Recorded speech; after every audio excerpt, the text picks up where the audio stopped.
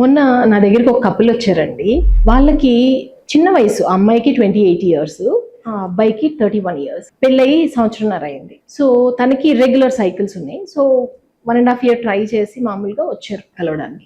మిగతా టెస్ట్లన్నీ బాగానే ఉన్నాయి. సింపుల్ టాబ్లెట్స్ తోనే తనకి కన్సెప్షన్ వచ్చే ఛాన్సెస్ ఎక్కువ ఉన్నాయి. ఒక సైకిల్ చేశారు, ఓవ్యులేషన్ ఇండక్షన్, వర్కౌట్ అవ్వలేదు. వెంటనే వాళ్ళు ఏంటంటే, మేడం బాగా ప్రెషర్ ఎక్కువైందండి, హయ్యర్ ట్రీట్మెంట్స్కి వెళ్ళిపోదామా, ఐయుఐ కానీ ఐవీఎఫ్ కానీ అన్నారు. కూర్చోబెట్టి కౌన్సిల్ చేశాను. ఎప్పుడు కూడా సొసైటల్ ప్రెషర్స్కి, బయట వాళ్ళ ప్రెషర్స్కి లొంగి మీరు అనవసరమైన ట్రీట్మెంట్స్ చేసుకోవద్దండి.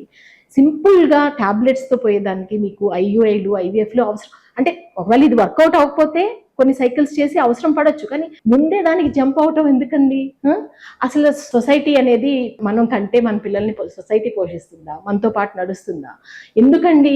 మనం తప్పు చేయనంత వరకు ఎవ్వరికి ఆన్సరబుల్ కాదు, ఎవ్వరికి భయపడాల్సిన పని లేదు. నేను వాళ్ళకి ఏం చెప్పానంటే, మీరు అడిగే వాళ్ళకి మీకు అంతగా చెప్పాలంటే చెప్పండి, మేము ఇప్పుడు వరకు వద్దనుకున్నాం, ఇప్పుడే మొదలెట్టాం ట్రై చేయడం అని చెప్పండి. మీరు ఆ ప్రెషర్స్కి లొంగి అన్నెసరీ ట్రీట్మెంట్స్కి వెళ్ళొద్దండి. నేను చాలా మంది కపుల్స్ని ఇలాగా ఐవీఎఫ్ కావాలి అని వచ్చిన వాళ్ళని, అవసరం లేని వాళ్ళని కన్వర్ట్ చేసి న్యాచురల్గా కన్సీవ్ అయ్యేలాగా చేశాను. ఎన్నో ఎగ్జాంపుల్స్ ఉన్నాయి. అనవసరమైన ట్రీట్మెంట్స్ చేయించుకోవద్దు.